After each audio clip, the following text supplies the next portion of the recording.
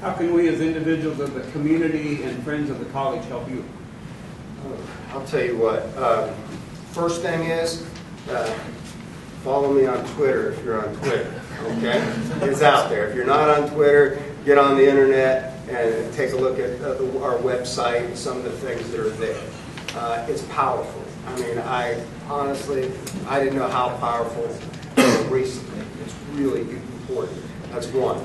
Two, I'll be reaching out to members of the community, and that's not just here, but around here, about different projects that we'll be doing. We've got some community service things, some just, there's a wealth of information and knowledge that exists in town, within I know our professors for sure, and I've got a plan for that we can have them come in and join us in this process, because that's the fun part. If it just came down to, honestly, like Jarrod's won 6 national titles, right? Well, it's not the game. It's the process of getting to the game. The game is the smallest amount of time you spent, and yeah, it's fine because he's got these freaking championship rings, and that's really neat. Now, open recruiting, all that stuff's really nice.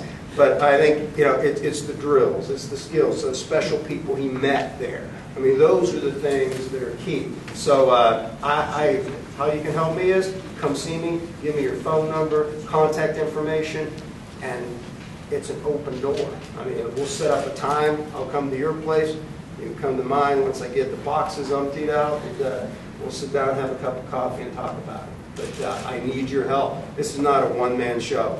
I mean, today just seems like, because I get to stand behind this podium, but this is a community effort. And it's everybody. I mean, it's our other coaches of other sports. I mean, shoot. I mean, football is it's a neat deal. There's no question. There's a reason in big time athletics, which to me this is the big time. There's a reason why in football all that money is going there, because it makes a lot of money. Okay, but for us, it's not just dollar signs. It's way more than that. It's the positive PR. It's the opportunity to get people on campus that may never have been here, or it's been so long. I want guys to come back. And I mean, it's not that hard to come back. If they got an RV, park it out there in the lot on game day. We want to play some night games. I want to do some things like we did when I was in Emporia State. I was talking earlier. We used to play Thursday night games. We're the first ones to do that. And we televise it on Metro Sports. Poor Washburn. 4-0 against those guys. My superback rushed for over 1,000 yards in 4 games. It's never been done. So I mean, that's pretty remarkable. But he agreed to play us on Thursday night so we could get the TV coverage. That's what I'm looking for. Do that. Even at the high school I was at, we broadcast our home games live via the internet, and we had a sideline reporter and a guy in the box. It was great. I mean, that's the kind of stuff we have to do. We've got to take the opportunity to be out there in front and showcase what these young men are preparing to do. Yes? Can you give your reaction to the facility that you saw here and any changes you think would be necessary? Oh, shoot. Number one, we have the infrastructure to get it done here. We have an outstanding weight room. Now, is it organized exactly how I like it so you can train 65 guys at once? No. But see, what I look at is it's how things are set up, the environment and all that is just how it was done before. Not good, not bad, neither. It's just we have a structure and a way of doing things that we'll have to put in order to get it to our way of doing things. And I highly respect everybody that's ever coached here.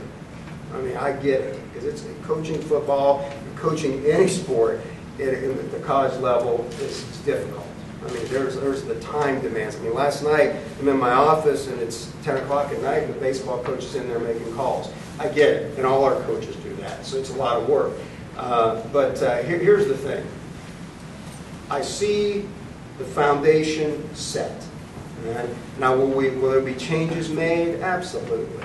But the key is we have a president and we have our dean and we've got everybody involved in this thing that want this to go in that direction. So No, it's open ears. It's not like I've got to sit here and shake a bunch of trees. I mean, we've got direct pipeline to the key people here to help us get this done. It's a whole lot better. Honestly, it's way better than it was when I came to Emporia State the first time. Not even close. Later on, we built stuff, you know, stadium got bigger, press box, facilities, all that stuff sort of came along. But we've got what we need. What our players, what they need, they have right now, and we'll keep going in that direction. Very nice facilities, so yeah. Yes? Can you summarize your recruiting pitch to student athletes right now and talk about some of the main selling points to get kids to Bethany College? Okay. Number one, first thing I'm going to tell them is this. Is like, look at our academics. First and foremost, we've got something special. Our student-teacher ratio is like an Ivy League school. So we've got the things that will really, I think, make parents excited. Okay, that's number one. Okay. Now, the other thing is, so we're going to take care of that. We also have an opportunity to grow spiritually here that you don't always have in a lot of other places. I mean, it sometimes exists. It's up to them. But here, it's right there. We don't have class at the time chapel's going on. We can go. Okay. This isn't at every school, right? And then the other thing is, you know, we're going to sell championship background with our coaching staff. We're going to sell pro background, the ability to develop players. I want guys that want to come here that want to develop to play at the next level. I mean, that's really what I want, because I've seen it happen. I've seen it happen where we didn't offer a scholarship to 3 guys at Hofstra, and they started in the National Football League. So I've seen it happen. Also, I'm going to sell, hey, look, you know what? You want to play for me? You come in here, and let's say it's the quarterback or something like that. Hey, I've coached that guy, you know, that gets paid to play in the pros. Okay? I've coached that guy. You know, Wes Welker, okay, at Texas Tech. I coached him how to return punts. NCAA record, returning punts. Now, we'll use the background of what it is. So if they want the opportunity to come to a school that is set up for them to get the personal relationship, that they're not just sitting in a class and they're just a number, this is where you come. You coming? I'm sold. Okay, so I just think sometimes that's what we have to sell, and we're going to keep looking. I'm going to learn things about how we can sell here. I mean, I've asked questions, and I've got to get out and talk to more people. I've got some meetings set up with some historians that Scott's setting me up with, so I can know more about the past here. Because, I mean, we can't create what we're about to create unless we learn what's happened here before and improve on it. Yes? Friends, when my son went down there, Oh, okay. was recruiting 80 players to come in this year. Yeah, okay. Evangel College in Springfield, Missouri, had a recruiting class of 80 players also. Sure. What's your number that you're looking at? I don't have a number. Okay, here's what I have. Is, in my mind, I have a profile of what I'm looking for. Okay? And the guys that fit in that are what we're going for. The number could be 40. The number could be 30. And they need to fit with our current players and move forward. That's really what it comes down to. Now, I'll tell you this about numbers. Numbers are crucial for us. And I'm not talking about student athletes. I'm talking about students. So when I go to, I'll be in New Jersey. Okay, my brother's the head coach at one of the biggest high schools in the state. Just took the job at West Orange. Okay, and they've got a lot of places. Coach, he goes, man, he goes, well, I got some guys for you. And not only that, I used to have a pipeline from the East Coast when I was in Emporia.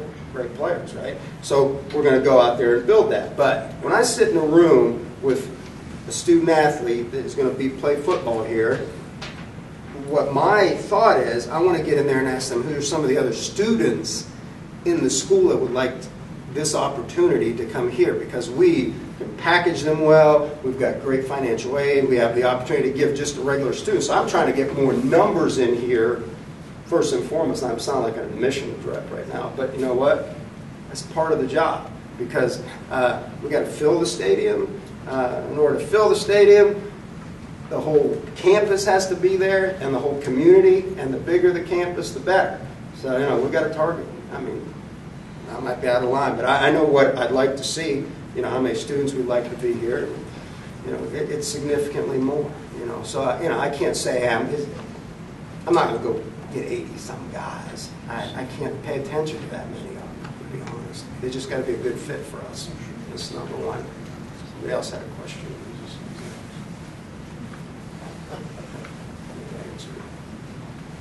We didn't really know what to expect when we set this up, but I knew three things, and Coach Matsakis and I like to talk about three things. We knew that Coach Matsakis would educate, would entertain, and would get us excited about Swedes football from now and through the future. I want to thank everybody for coming. Coach Matsakis and his coaching staff that are here, if you want to do one-on-one interviews, feel free to take that time. Thank you for coming.